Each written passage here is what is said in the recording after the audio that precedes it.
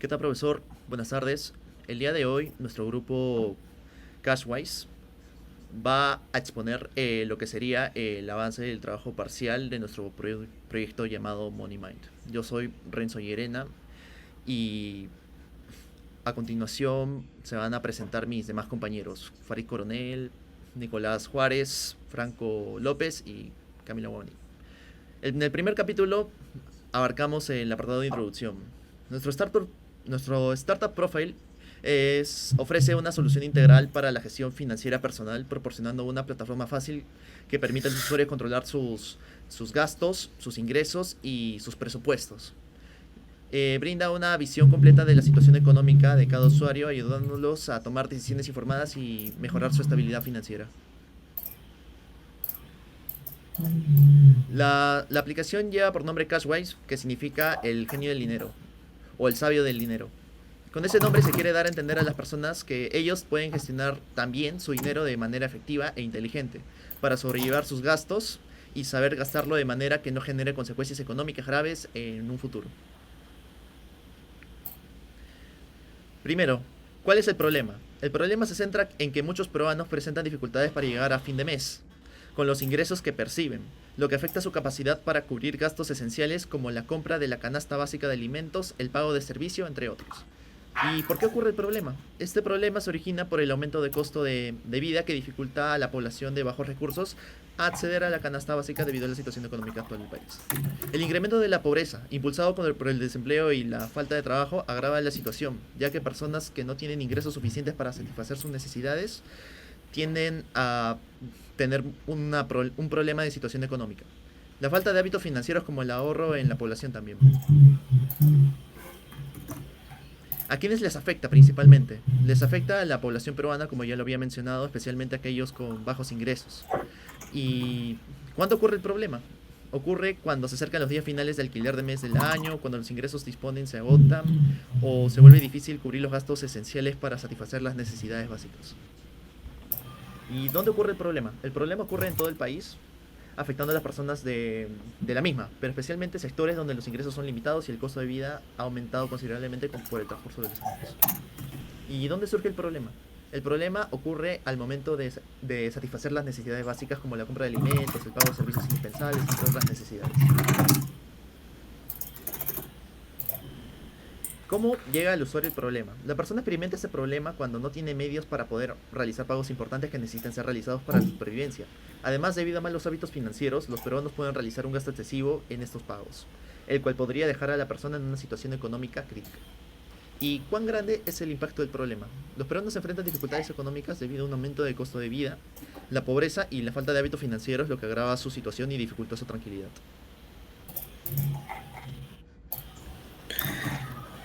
Bueno, ahora pasamos con el Lean UX Process. Bueno, primeramente hemos identificado dos problem statements, siendo el primero que, a pesar de los esfuerzos por mejorar la economía en Perú, muchas personas, especialmente de bajos y medios recursos, aún enfrentan serias dificultades para manejar sus finanzas personales. A esto surge la pregunta, ¿cómo podemos capacitar a los peruanos para que puedan mejorar sus finanzas y asegurar un bienestar económico?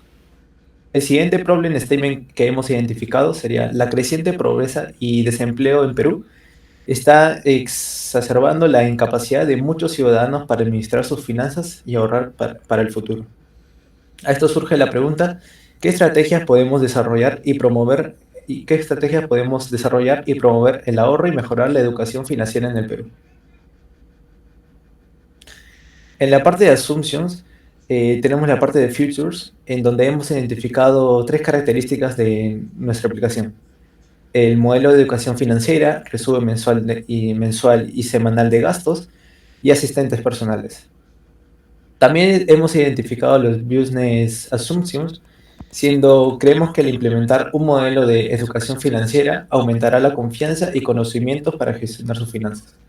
Y el siguiente, creemos que al integrar recordatorios de ahorro y consejos financieros dentro de la aplicación, lograremos un mayor uso de la aplicación. Y como business outcomes, sería incrementar la satisfacción de los usuarios a los meses de utilizar la aplicación, reducir el porcentaje de usuarios que reporten dificultades para llegar a fin de mes a través de encuestas, mejorar la capacidad de los usuarios para ahorrar de manera inteligente y lograr que los conocimientos financieros de nuestros usuarios para evitar problemas a futuro. También tenemos los User Assumptions y User Benefits.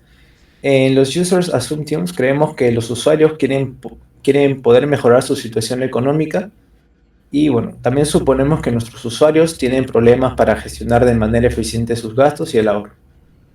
Y asumimos que la funcionalidad del ahorro de la aplicación ayudará a que nuestros usuarios tengan un respaldo económico. Y como User Benefits, esperamos que nuestros usuarios puedan ahorrar de mejor manera y de manera consciente, mejorando de esta forma su estabilidad financiera a largo plazo y que logren adquirir conocimientos que les permiten manejar de mejor manera su dinero. Pasando con los hipótesis statements, hemos identificado dos principalmente, siendo el primero que creemos que al ofrecer un modelo interactivo de educación financiera dentro de nuestra aplicación, ayudaremos a los peruanos de bajos y medios recursos a mejorar su capacidad de gestionar sus finanzas personales. Sabremos que hemos tenido éxito cuando los usuarios reporten una mayor capacidad a la hora de manejar sus finanzas. Esto mediante cuentas realizadas a la misma aplicación. El siguiente hipótesis statement que hemos identificado es creemos que implementar una funcionalidad de ahorro en la aplicación motivará a los usuarios a ahorrar regularmente, ayudándoles a evitar situaciones económicas críticas al final de cada mes. Sabremos que hemos tenido éxito cuando los usuarios utilicen la funcionalidad durante un periodo de meses y muestren un aumento en sus ahorros mensuales. Esto acompañado de una disminución en la cantidad de usuarios que reporten dificultades económicas al final del mes. Bueno, y al final de todo hemos organizado en un Lean UX Canvas todo lo anterior dicho.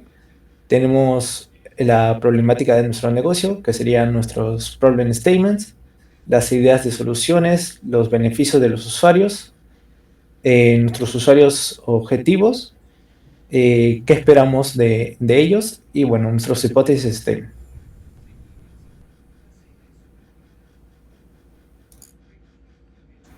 Pasando a la parte de segmentos objetivos, hemos identificado dos, los cuales son jóvenes adultos de entre 18 y 26 años que están comenzando a manejar sus finanzas de manera independiente y necesitan orientación sobre cómo gestionar su dinero. Y también a personas mayores de edad del área de la región de Lima metropolitana que utilizan billeteras digitales o cuentas de ahorro, pero buscan una herramienta más completa que ofrezca funcionalidades adicionales para gestionar sus finanzas. Pasando a las entrevistas, en el segmento 1 tenemos al entrevistado Renzo Alonso Villaforte Tapia, en el cual se identificaron sus necesidades, como evitar gastar de manera excesiva la cantidad de dinero que le dan sus padres, tener una manera de controlar los gastos realizados sin que ese proceso sea muy tedioso, recibir consejos de financiamiento para administrar sus acciones monetarias, disponer de más de un método de pago y educarse más sobre economía. En cuanto al entrevistado 2, Sebastián Eidan Fabricio Canales Díaz, tenemos que sus necesidades son tener un asesoramiento financiero personalizado, alertas sobre gastos excesivos para evitar perder su dinero en un poco tiempo, planificación y seguimiento de presupuestos y optimización continua de sus finanzas, así como consejos de cómo realizar estas e inversiones. En el segmento 2 de personas mayores de edad que ya utilizan billeteras digitales, tenemos al entrevistado 1, Matías Sebastián Díaz Quispe, el cual nos menciona que sus necesidades son tener una situación financiera estable, que tienda a usar este registro en anotaciones en una libreta sobre sus finanzas, que le gustaría que estas finanzas se generen en un informe diario, tener recordatorios de pagos y ahorros para su manejo de presupuestos y también tener un resumen mensual de gastos.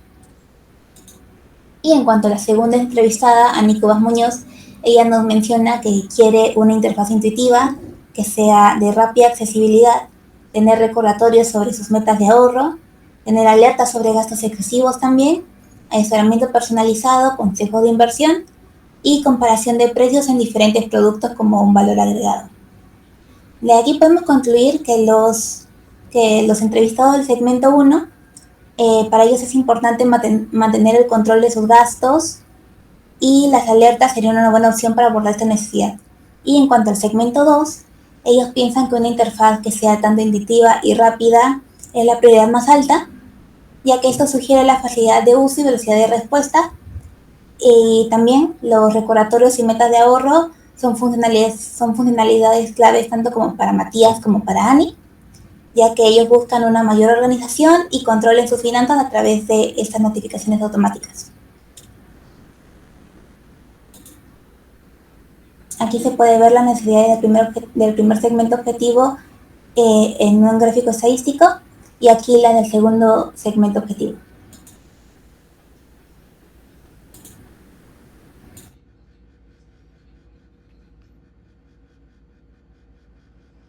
En la sección de requisitos funcionales y no funcionales, primero vamos a pasar con los requisitos funcionales. Los datos que los usuarios tienen necesidad de ver. En primer lugar, se encuentra el registro e inicio de sesión de usuarios, además del ingreso de datos financieros, la configuración de metas de ahorro y resumen mensual de gastos, además de notificaciones de ahorro y las creaciones de impuestos. Entre otras cosas, también se encuentra el asistente personalizado, los múltiples recordatorios de factura que uno quiere recibir, las fechas límites de pago de las facturas para evitar retrasos. La personalización de la interfaz, el cálculo de la capacidad del ahorro, la exportación de datos, la ayuda integrada, el modo sin conexión, para no tener que estar dependiendo de una red Wi-Fi a cada momento, tutoriales para el usuario para que éste se familiarice con mayor naturalidad a la plataforma, el procesamiento de pago por suscripción, la emisión de fichas, historial de pagos, notificaciones de cobro y políticas de reembolso. Y ahora, dentro de los requisitos no funcionales, se encuentra la seguridad de datos, el tiempo de respuesta, la escalabilidad de nuestro programa, la compatibilidad con múltiples plataformas como las de Android e iOS, la accesibilidad hacia nuestra plataforma, para que no había ninguna dificultad para gestionar las finanzas, la disponibilidad para la mayoría de tiempo para asegurar su funcionamiento continuo, la seguridad de la información financiera, el tiempo de respuesta sin el procesamiento de pagos, la disponibilidad del usuario, entre otros. En esta ocasión continuamos con el capítulo 3, en el que nos centramos más ya en el diseño de nuestra base de datos relacionada al modelo de negocio escogido como a su implementación. Y para empezar, tenemos que haber definido las entidades y sus atributos que harán parte del modelo de negocio escogido. Estas entidades y atributos salen de parte de los requisitos previamente redactados y analizados. Entonces, en primera instancia tenemos el diagrama entidad-relación de tipo lógico, en el que tenemos las entidades representadas junto con sus atributos, y a su vez cada entidad se relaciona junto con las demás para formar el modelo de negocio en el que nos encontramos. Primero tenemos la entidad de usuarios, que es la entidad de la persona, del cliente que utilizará nuestro servicio para poder gestionar sus finanzas, etc. La entidad de usuario presenta sus atributos relacionados con datos personales como el nombre, el apellido, el DNI, el teléfono y el correo electrónico, como a datos de ubicación como puede ser el distrito y la región del país en el que se encuentra. Además, una ID de usuario, que es un identificador que utilizará la base de datos para asignar un dato único de reconocimiento para cada usuario. Luego tenemos la entidad de cuentas, que se relaciona con cada usuario mediante su ID, y además esta cuenta tiene información relacionada a la cuenta del usuario, como puede ser datos de un nombre, las contraseñas para mantenerla segura, el saldo, que es el balance entre ingresos y egresos, y la fecha y hora de creación para tener un control de creación de cuentas por parte de los usuarios. Y a su vez también tenemos la entidad de presupuesto, que se relaciona junto con el usuario, pues el presupuesto es algo que crea el usuario para evitar gastar de más. Este presupuesto también tiene un identificador y tiene atributos como el monto máximo, el monto en que el usuario no puede sobrepasar los gastos, cuánto va a durar este presupuesto, una pequeña descripción que variará dependiendo de las necesidades del usuario, y bueno, también una fecha y hora de creación para un control de estas entidades creadas en la aplicación. Continuando, tenemos más entidades, como pueden ser los reportes, que son que contienen información sobre gastos, egresos e ingresos hacia la persona. La entidad de notificaciones, que se usará para almacenar avisos sobre límite del gasto de los presupuestos, sobre reportes generados, algún mantenimiento que se haga a la página, etcétera. Y los documentos, que son de diversos tipos, como por ejemplo un documento de pago de servicio, un documento de renta, etcétera, etcétera. Luego también tenemos las entidades relacionadas a las tarjetas bancarias del usuario, que el usuario puede asociar a su cuenta mediante la aplicación. En este caso, las tarjetas tendrán atributos de su número de tarjeta, código de seguridad, la fecha de vencimiento, que son características que contiene una tarjeta de crédito comúnmente. También tiene el saldo de la tarjeta, que es lo que analiza la aplicación para mostrarse en la misma, y un ID banco, que es de dónde pertenece esta tarjeta. También las transacciones, que es una operación que realiza un usuario junto a otro en el que envía o recibe dinero. En este caso, la transacción almacena los atributos de un identificador de la transacción, el usuario que está enviando, el receptor, el que recibe el dinero, cuánto es el monto, la breve descripción y la fecha y hora en la que se está realizando dicha transacción, a su vez como la actividad financiera, que en nuestro caso se utilizará para crear calendarios con las actividades que tenga que realizar el usuario, como pago de deudas, pago de servicios, etc. También las metas financieras, que son metas de ahorro que quiera lograr el usuario para comprar algún objeto o simplemente por querer ahorrar dinero para futuros peligros o futuros circunstancias que no le permitan contar con mucho dinero, así como las recompensas para estas metas al completarse. También nos centramos un poco en la parte del negocio. Por ejemplo, tenemos la entidad trabajadores, que almacena datos personales del mismo, como sus nombres, sus apellidos, DNI, teléfono, cuándo fue contratado, cuándo se le está pagando y en qué área del trabajo está, como puede ser asistencia, mantenimiento. Y la asistencia, que es una entidad que define la manera en la que el usuario recibe apoyo por parte de un trabajador del área de las asistencias, como puede ser un error en algún botón de la página, que no lo deje ingresar, que su contraseña ha expirado o que su cuenta ha sido robada. Luego tenemos el capítulo de la implementación, en el que se decide analizar 3 tipos de sistema de gestión de base de datos, analizando cómo nos puede beneficiar, cómo nos pueden perjudicar. En este caso tenemos PostgreSQL. Luego también tenemos MySQL y finalmente también se ha analizado SQL Server de Microsoft.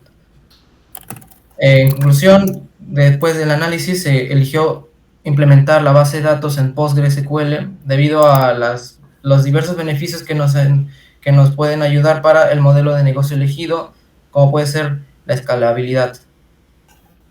Luego tenemos finalmente el diagrama entidad-relación físico, que ya es cómo se va a implementar la base de datos en el sistema de gestión de base de datos. En este caso cambia la entidad, pasa a ser representado mediante tablas.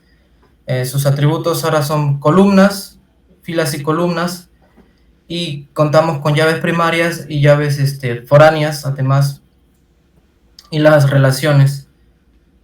Además se cambia la nomenclatura para cada una de estas tablas. Por ejemplo, el nombre de las entidades, el nombre de las tablas son en minúscula y en plural. Y así se ve más o menos cómo nos quedó el diagrama entidad-relación de tipo físico, que es el que se va a usar para implementar nuestra base de datos en PostgreSQL.